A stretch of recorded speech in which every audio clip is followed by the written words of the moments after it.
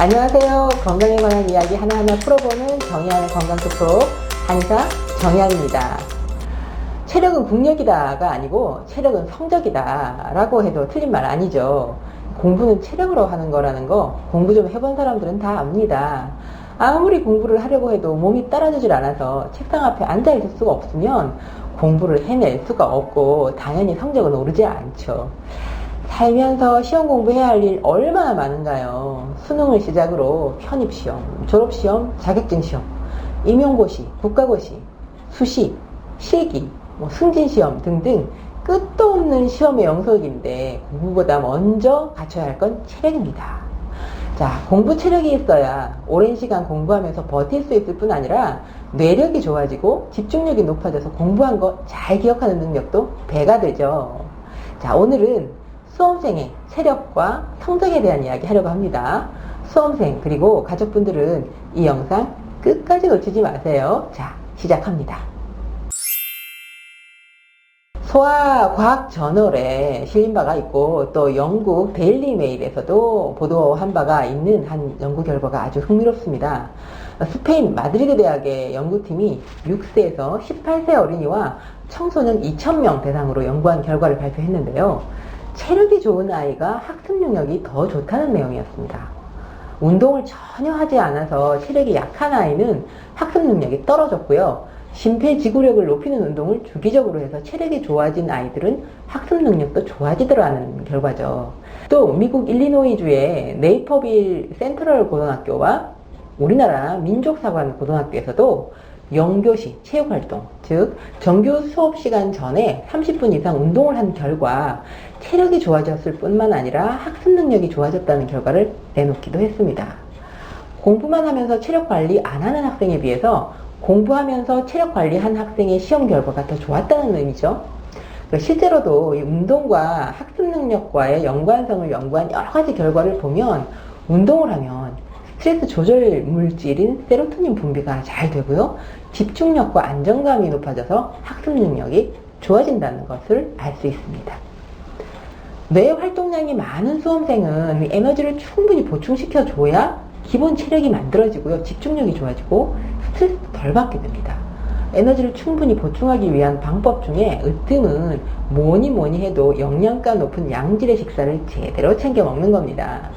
면역력이 떨어지는 건 삼시세끼 기본 식사 제대로 되어 있지 않은 경우가 대부분인데요. 특히 이 수험생의 경우는 식사가 곧 면역력을 좌우합니다.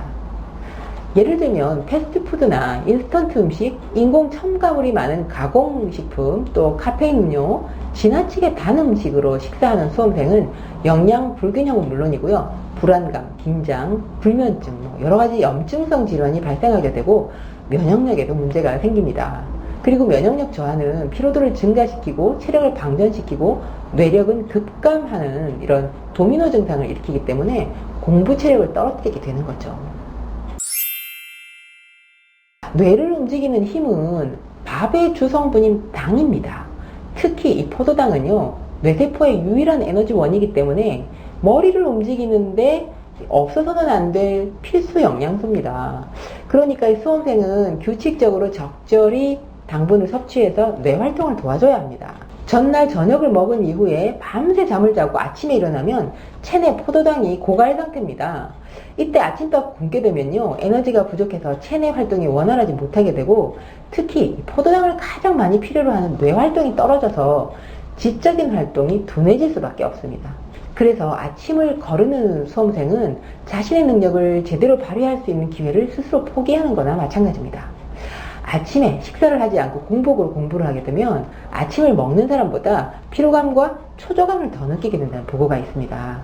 아침밥을 먹지 않으면 뇌 하수체의 식욕 중추가 흥분 상태를 유지하기 때문에 생리적으로 불안한 상태가 계속되거든요.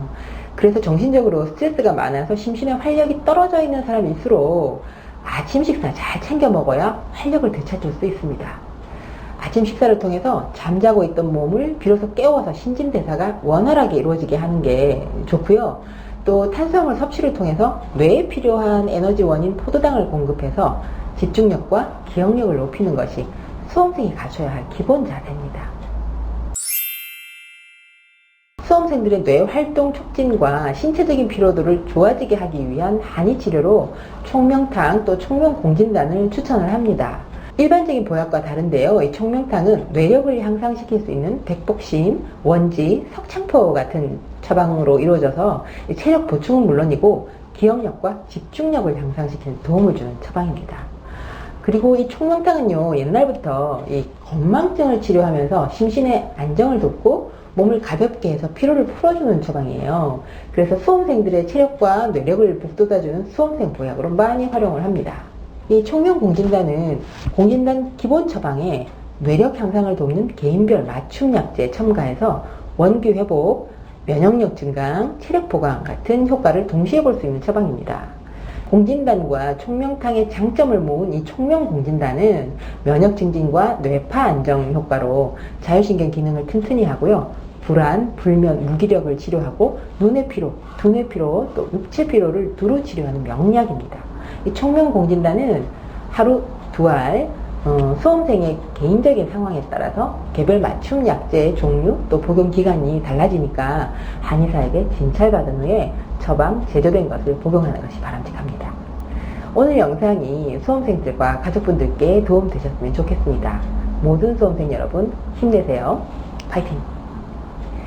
정의안의 건강톡톡 다음 주에도 유익한 건강 정보로 뵙겠습니다. 감사합니다. 여성이 건강해지면 가정이 행복합니다. 여성이 행복한 세상, 건강한 사회가 될 것입니다. 소식 놓치지 않으려면 구독하기 버튼 꾹 하고 눌러주세요. 지금까지 한의학 박사 정의안이었습니다.